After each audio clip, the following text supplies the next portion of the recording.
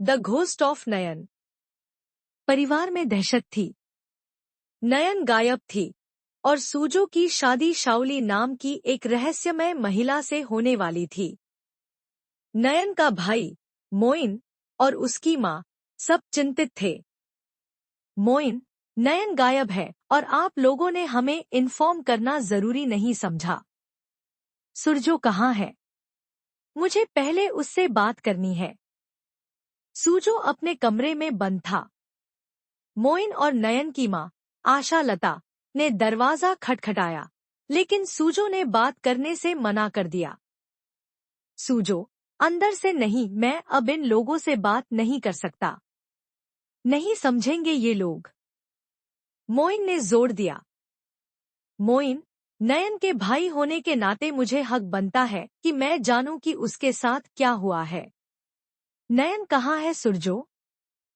सूजो आखिरकार दरवाजा खोलता है और बताता है कि वह नयन को खोजने की कोशिश कर रहा है। वह सिर्फ एक सुराग चाहता था कि शाओली नयन को कहाँ ले जा सकती है।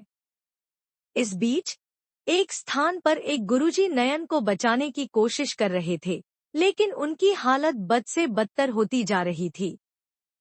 नयन की माँ परेशान होकर सूजो के घर पर बैठी अन्य महिलाओं से बात करने की कोशिश करती है। नयन की माँ, हम लोग प्लीज बैठकर बात करते हैं। आप लोग पूरी बात सुनेंगे तो? एक अन्य महिला नाराज होकर चिल्लाती है। महिला, अरे अब सुनने सुनाने को बचा क्या है? तुम्हारा भाई उस शाओली से शादी करने की तैयारी कर रहा है।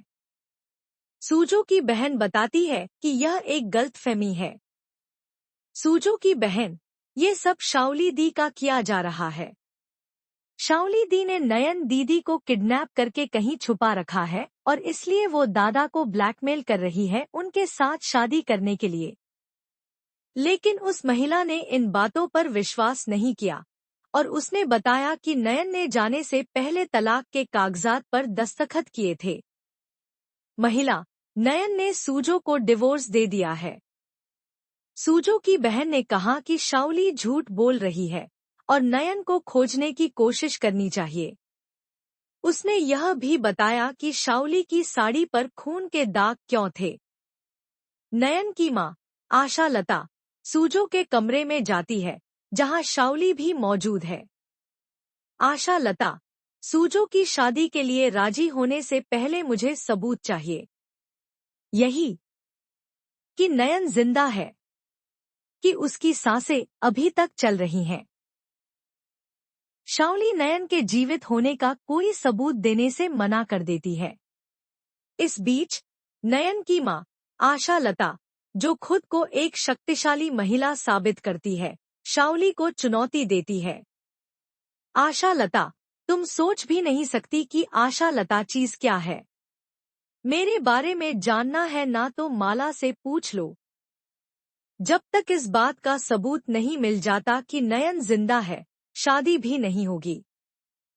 गुरुजी ने नारियल फोड़ा, जो काला और सफेद दोनों निकला, जिसका मतलब था कि नयन की जान तो बच जाएगी पर जीवन पहले जैसा नहीं रहेगा। उन्होंने राख और बेलपत्र का उपयोग करके नयन को बचाने की कोशिश की। नयन होश में आती है और मोना से पुलिस को फोन करने को कहती है। वह कहती है कि शाओली कोई इंसान नहीं, बल्कि एक प्रेत आत्मा है।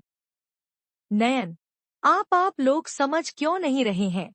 पुलिस इंसानों को पकड़ती है, भूतों को नहीं। शाओली इंसान नहीं है, वो एक प्रेत आत्मा है। नयन की माँ पूरी तरह से परेशान अंत में फैसला करती है।